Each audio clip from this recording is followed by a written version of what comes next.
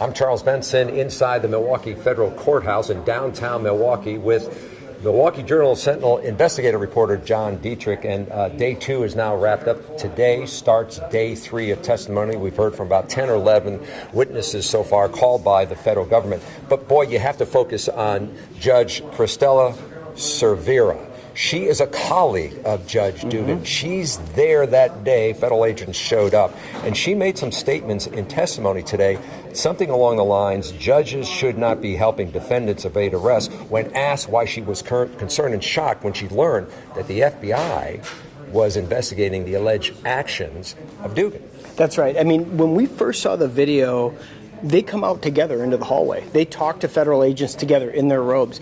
The supposition at the beginning was that, Judge Cervera was cooperating with Judge Dugan. It was cordial. She then says later in her testimony that this was beyond the pale, that this is basically what a judge should not do, is help somebody, elude justice. But then it gets more into a concerning spot, and that's where she becomes concerned. That's right. And she hires a lawyer, Michael Hart, who's very well known, and it was very clear in her testimony that that was something she wanted to protect herself against.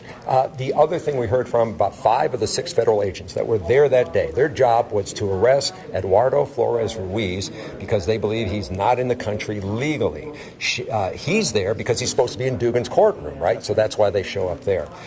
And those agents are saying that their plan was either distracted, delayed, prevented from happening inside the courtroom by Judge Dugan's actions to say, look, I don't think you've got the proper legal paperwork here. You need to go to the chief judge. And there's this talk about this draft policy and how judges should handle ICE agents.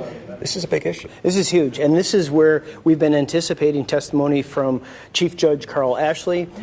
He has been working on this policy. It's still draft today. It still hasn't been released, and again, maybe because of the case. But that's testimony that we're looking for, and that's going to be really key because they went into the Chief Judge's chambers and talked to him on speakerphone and learned a little bit about what the policy was. So we're going to be looking forward to that testimony, along with some other key witnesses who were in Judge Dugan's courtroom that day. Yeah, Judge Dugan has pled not guilty to these charges.